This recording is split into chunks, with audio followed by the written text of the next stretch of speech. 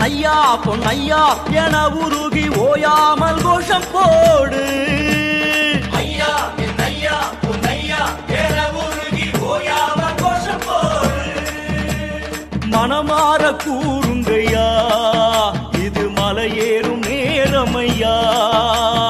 தலபாரம் இறங்கும் முன்னே நம்ம மனபாரம் இறங்குமையா.